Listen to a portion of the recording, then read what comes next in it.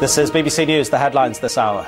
Syria says it will investigate the death of a 13-year-old boy who has become an icon of the country's uprising.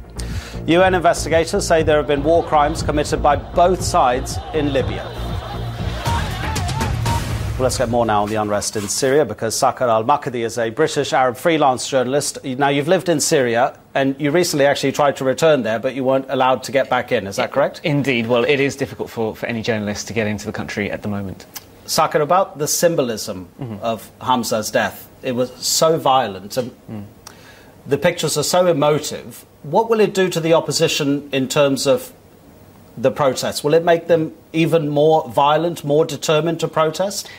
Well, I think this threatens to be the spark that ignites the country. At the moment, we've seen protesters taking to the streets. They seem to be relatively hardcore. It hasn't spread to the mainstream. The majority of the people haven't come out in support of the protests yet. This could be the moment that changes all of that. We saw Khalid Said in Egypt, which kind of brought the whole country out onto the streets and eventually overthrew the president. It's difficult to predict at the moment because, of course, this happened, well, news broke of this tragic incident last week, and so far there hasn't been any significant momentum towards increasing the size of the protests. But what we have seen is a kind of media battle over this poor boy's death, with the state media denying any wrongdoing on behalf of the state security forces, and they've issued this lengthy denial, and the activists on the other hand saying that no, actually he was tortured and killed by the security forces. So we're going to see in the next few days, especially on Friday when the protests, how they take off because of this death.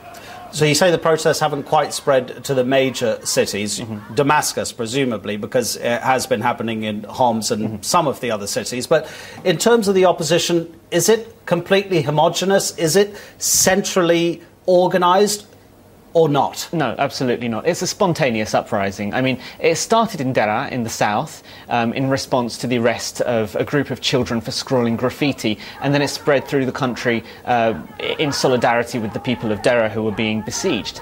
It grew into a reform movement, and eventually people started to call for the overthrow of the president, but that wasn't until quite recently. I think we're seeing a division in Syrian society. At the moment, it's largely a rural uprising, apart from the cities of Homs and Deraa and Latakia. It's been largely the poorer people from the countryside. The cities of Damascus and Aleppo haven't really risen up. Aleppo's been almost silent. Damascus, we've seen protests in the hundreds rather than the thousands. So I think until those two cities rise up, if they do, we're not going to see any large change in government or in the government's reaction to the protests. Well, what's stopping it becoming a centrally organised movement? Because surely that would help. We saw Christians and Muslims together in Egypt.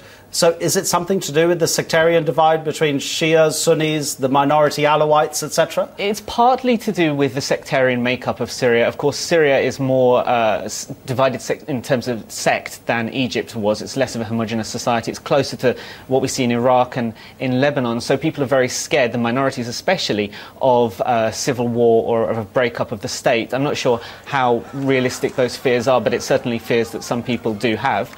Also, the business classes in those two cities are very scared of losing what they have been able to build up over President al-Assad's 10-year tenure, over the economic reforms that he's introduced. So there are a lot of people in the cities who don't really aren't able to associate with the people in the countryside who are rising up, and I think that until that happens, we're not going to see any large-scale changes. Listen, just very briefly, what about the regional reaction to Iran's alleged involvement in trying to suppress these protests? Because there have been reports that Iran is supplying personnel as well as equipment to help Assad's regime.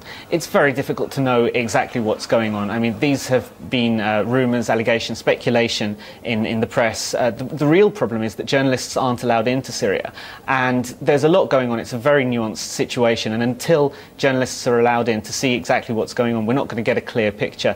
I think it's very hard to say whether Iran has any involvement in Syria at the moment. All right, Saqar al-Makdi, thank you very much for coming in. Thanks a lot.